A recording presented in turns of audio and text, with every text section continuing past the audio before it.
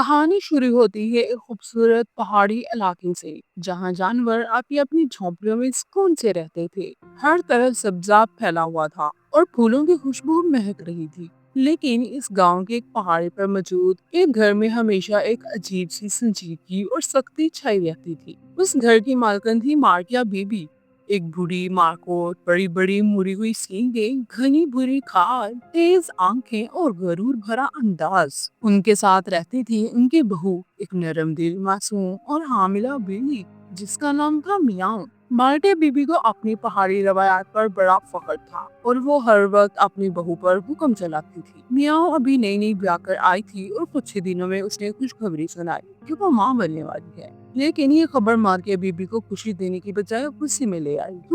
پہاڑ میں تو عورتیں بچے جننے کے ایک گھنٹے بعد کھیتوں میں کام پر چلی جاتی ہیں اور تم ابھی سے تھک گئی ہو۔ مارکیا بی بی نے میاؤں سے سارے گھر کا کام کروانا شروع کر دیا۔ پانی لانا، لکڑیاں جمع کرنا، برتن دھونا، جھاڑو دینا اور کھانا پکانا۔ میاؤں کا جسم دن بہ دن بوجھل ہوتا جا رہا تھا، لیکن مارکیا بی بی کے سخت کام ختم نہ ہوتے۔ ایک دن میاؤں دھوپ میں پانی کے گھڑے لے کر آ رہی تھی۔ اس کا پیر پھسل گیا اور وہ گر پڑی۔ مارکیا بی بی نے اس پر بھی ترس نہ کھایا۔ مارکیا بی بی سخت لہجے میں کہتی ہے، گرنے سے بچے پیدا ہونے بند تو نہیں ہو جاتے۔ پہاڑی بہو وہ شیرنی بنو، کمزور بلی نہ بنو۔ محلے میں ایک طوطا رہتا تھا جس کا نام چونچو تھا۔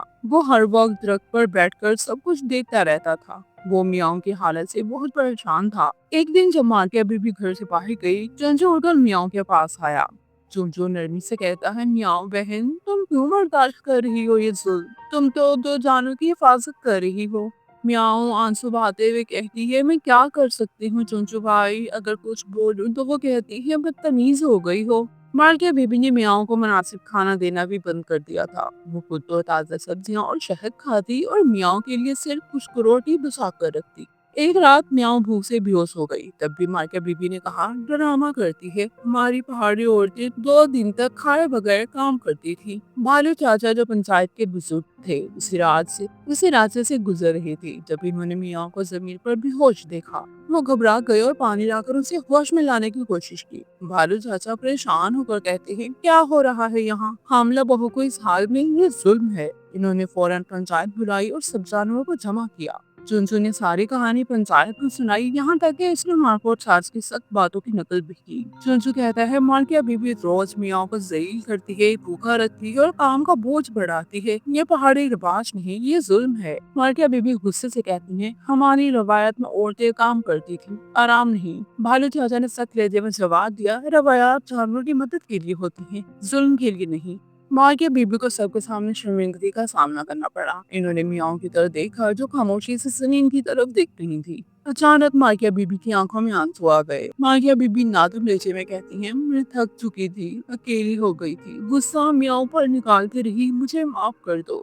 اس دن کے بعد سب کچھ بدل گیا۔ مارکیا بی بی نے میاؤں سے معافی مانگی، انہوں نے اس کے لیے نرم بستر تیار کیا، روز تازہ کھانا دیا اور خود بھی کام میں ہاتھ بٹانے لگی۔ چند ہفتے بعد میاؤں نے خوبصورت بچہ جنا جس کا نام رکھا گیا مونو۔ مارکیا بی بی اس کے لیے جھولے بناتی، گانے گاتی اور کہتی، مونو، تمہاری ماں نے بہت برداشت کیا ہے اور تم نے میری سوچ بدل دی ہے۔ تو یہ کہانی ہمیں سکھاتی ہے کہ روایات تب تک اچھی ہیں جب تک وہ ظلم نہ بن جائیں۔ حاملہ عورت کو عزت، محبت، آرام اور خیال کی ضرورت ہوتی ہے۔ اگر ساس بہو کو بیٹی بنا لے تو گھر جنت بن سکتا ہے۔ ظلم کو خاموشی سے سہنا بھی ظلم ہے۔ سچ کی آواز بلند کرو۔ انسان یا جانور بدل سکتے ہیں اگر دل سے معافی مانگے اور معاف کریں۔ تو آپ کو ہماری یہ کہانی کیسی لگی؟ کمنٹ سیکشن میں ضرور بتائیے گا۔